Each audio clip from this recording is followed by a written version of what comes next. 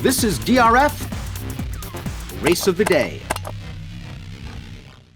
Hi, everybody. Dan Illman, Mike Beer, the DRF Race of the Day for Sunday, June the 13th. Graded stakes action for the 3-year-olds in Southern California. Let's throw up the field for race number 10 at Santa Anita. It is the Grade 3 Affirmed Stakes going 1 mile and a 16th. Download those free Formulator Pass performances available on the Race of the Day event page at drf.com.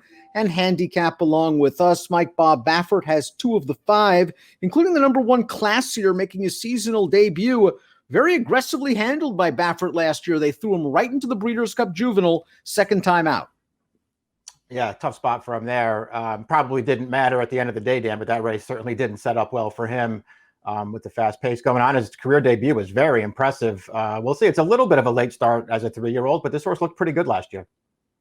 Seems to be working quickly. Blinkers off for Baffert has been a successful move in the past. And as we take a look at the Timeform US pace projector, Classier might have a much easier time of it in here than he did in the Breeders' Cup Juvenile, chasing some quality horses through some fast fractions. Yeah, it doesn't seem possible for them to go that fast in here. We'll see what the number 5, Mr. Impossible, does. He sat up close when he broke his maiden last time. He didn't go for the lead, Dan, but he did keep up close to the pace.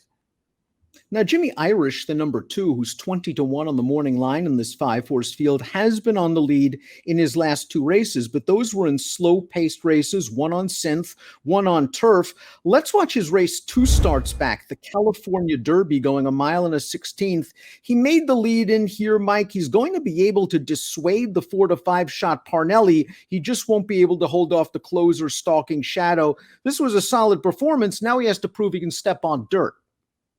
Yeah, and he's going to have to do it against what feels like a better field. I mean, the fractions, if you just look at the times of this race, it doesn't look like a fast pace, Dan, but he was dueling all the way around the track, and he paid the price at the end. I actually felt like he ran pretty well in that race. The question is, does he class up against some better horses here?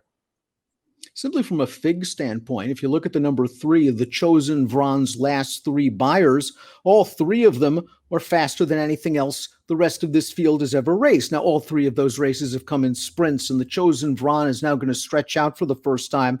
Let's watch his victory in the Grade 3 Lazaro Barrera on May the 15th.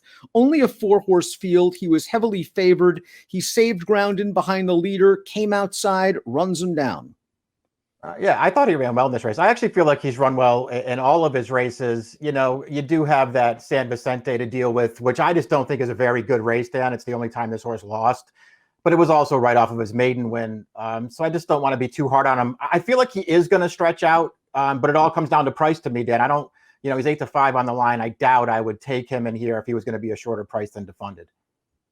Defunded, the number 4, got a nice setup in his first start of the year to win a maiden going 6 furlongs. They went fast in front of him early, and he was able to win in ridden out fashion. I didn't think the Santa Anita Derby was that bad a performance. First time out of the blocks against maidens. He was wired by Rock Your World. He was wide every step of the way. He was probably overmatched. And I don't think his Pat Day Mile was that bad either. The pace seemed to hold up in that race, and he was wide. Yeah, the pace was fast, but you're right. They didn't really come back for this horse. I thought he ran fine in that race, too. It's interesting because I did want him cutting back, and I thought he was really interesting in the Pat Day Mile last time. But you're 100% right about it. Santa Anita Derby, he ran fine in that race with basically a no-chance trip in there. So, I don't know. I think this horse is pretty good. And at the 5-2 morning line, I just really can't argue against him. Let's watch Mr. Impossible's maiden victory last time out, going a 2-turn mile at Santa Anita on May the 16th. He earned an 87 Beyer speed figure, his career best. And perhaps this horse has just been waiting for 2-turn racing, a son of Munnings with a lot of stamina on the bottom of the pedigree and good tactical speed to boot. Yeah, he ran well in this race, too. He did sit a really nice trip, but he came after the horse there that's finishing second to him right now. He came after that horse on the lead pretty early. And they raced all the way around the turn, all the way down to mid-stretch. This horse got the better of it. I thought he ran fine last time. He's stepping way up here.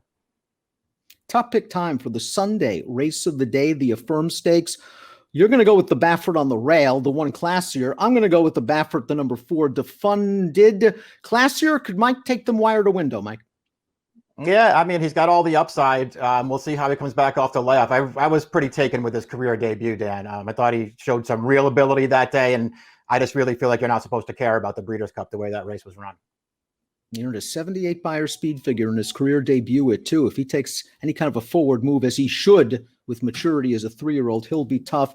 I don't know. I like to fund it in here. A little bit of class relief after facing Jackie's Warrior, after facing Rock Your World. I think maybe he can set a decent enough trip with the blinkers on. 134 for Mike, 453 for me. It's the grade 3 Affirmed, your Sunday race of the day.